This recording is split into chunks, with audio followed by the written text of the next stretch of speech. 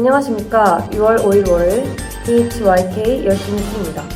경기 파주의 한 어린이집에서 아동학대 의혹이 불거져 경찰이 수사에 나선 것으로 DHYK 취재 결과 확인되었습니다. 2달 동안 5살 아이들을 상대로 40여 건의 학대 정황이 드러났습니다. 정혜영 기자의 단독 보도입니다. 어린이집 낮잠 시간 5살 A군이 잠들지 못하고 뒤척이자 교사가 툭 발길질합니다. 그러더니 아이를 끌고 복도 쪽으로 내보내버립니다. 다른 날 CCTV 책상에 앉아있던 A군을 거세게 끌어오는가 하면 팔을 잡아채 넘어뜨리기도 합니다. A군의 부모는 어린이집을 다녀온 아이가 언젠가부터 이유 없이 사과를 반복하는 모습이 이상함을 느꼈다고 합니다. 할 때 알려주지 않았던 그런 말들을 막 하니까 그냥 뭐 잘못했어요 뭐 이런 거 용서해주세요 그런 거를. 경찰 신고 후 CCTV를 확인하고서야 학대 정황을 확인했는데 해당 교사에게 피해를 입은 건 A군만이 아니었습니다. 같은 반 아이 5명이 불필요한 신체 접촉이나 방치 등 학대에 노출됐던 것으로 드러났습니다. 횟수는 2달 사이 40여 건이었습니다. 최근 뇌종양 수술을 받은 아이도 관심을 받기는커녕 방치됐습니다. 하지만 해당 교사는 제대로 사과하는 대신 자신에게 스트레스를 준 아이들 탓을 했다고 합니다. 이후 해당 교사는 어린이집을 그만두고 취재진의 연락도 받지 않았습니다. 어린이집은 별다른 제재 없이 운영되고 있습니다. 경찰은 가해 교사와 원장에게 아동학대 혐의를 적용해 수사하고 있습니다. 저희 취재진은 아동학대 피해 경험이 있는 시민을 직접 만나 인터뷰해보았습니다. 어릴 때 어린이집에서 밥 먹는 시간에 시금치를 편식했다는 이유로 남긴 시금치를 억지로 먹인 다음에 반에서 저를 내쫓고 계단에 혼자 저를 두고선 나와서 저를 때렸습니다. 그때 심경이 어떠셨나요? 혼자서 계단에 있던 기억 때문에 초등학교를 입학하고서도 계단을 무서워했고 성인이 지금도 계단을 혼자 가는 걸 좀 무서워합니다. 파주 어린이집 사건 이후 잔혹하고 교묘해지는 아동학대 사건은 그칠 줄을 모르는데요. 아동학대 현황에 대해서 자세하게 알아보도록 하겠습니다. 아동학대는 어떤 유형이 있나요? 네, 아동학대에는 신체적 학대, 정서적 학대, 성적 학대, 방위 및 유기가 있습니다. 그중 2개의 학대를 가하는 중복학대와 정서적 학대가 가장 많이 일어나고 있습니다. 그렇다면 요즘 아동학대 현황은 어떻게 됩니까? 코시스 통계청 아동학대 현황 보고서 자료에 따르면 2019년에는 3만 45건, 2020년에는 3만 905건, 2021년에는 3만 7,605건으로 증가하였습니다.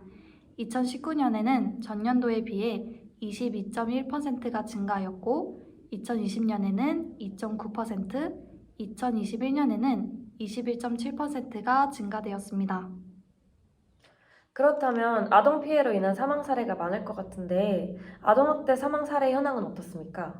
이것 또한 코시스 통계청 자료에 의한 아동 사망 사례 현황을 그래프로 보시면 2019년에는 42건으로 전년 대비 50%가 증가되었고 2020년에는 45건으로 2.4%가 증가되었습니다.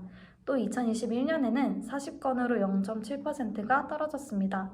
대부분 피해 아동은 1세 미만으로 나타났습니다. 네, 그렇군요. 아동학대 피해를 완전히 막을 순 없지만 앞으로 이런 아동학대 피해를 최소화하려면 어떤 방법이 있을까요? 아직 어린 아이들은 스스로 자신을 지킬 수 있는 힘이 없습니다. 그렇기 때문에 아동학대 예방을 위해서는 주위 어른들의 관심과 도움이 필요합니다. 특히 아동복지법 제25조에 의하여 신고 의무자로 규정된 아동 관련 종사자, 의료인, 사회복지 전담 공무원, 교직원, 119 구급대의 경우 아동학대 사실을 알게 된 즉시 신고할 의무가 있습니다. 또한 벌금형 정도의 형벌을 받았다 하더라도 전자 발찌를 찰 수 있고 취업에 제한을 받는 등 보완 처분이 내려질 수 있어 문제가 생겼다면 적극적인 대처가 필요합니다. 그렇다면 아동학대 2차 피해를 막을 수 있는 방법은 무엇이 있나요? 우선 피해 아동보다 아동학대 가해자를 우선 보호 조치자로 격리해야 합니다. 법무부는 현재까지는 아동학대 사건 발생 피해자를 가해자로부터 구출하는 데 중점을 두었지만 앞으로는 가해자를 우선 분리하는 방안을 추진한다고 합니다. 아동학대 가해자를 먼저 분리하고 피해 아동은 집에서 다른 보호자와 함께 지낼 수 있도록 한다는 방침입니다.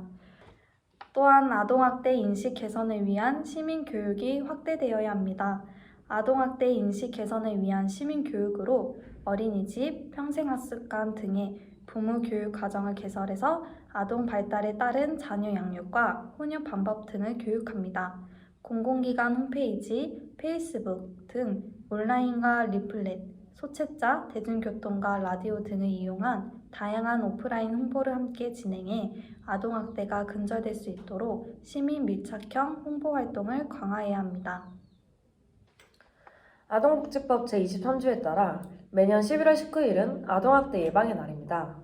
11월 19일부터 25일까지 일주일간은 아동학대 예방주간을 마련해 전 국민이 아동의 학대 예방을 교육하고 홍보해 아동의 안전한 성장을 기여하는 목적으로 지정되었습니다. 국민 여러분은 이날을 항상 기억해 주시며 아동학대에 대해 다시 한번 생각해 보시며 우리 아이들을 사랑으로 지켜주시길 바랍니다. 감사합니다. 이상으로 DHYK 뉴스 한경빈, 임유정이었습니다.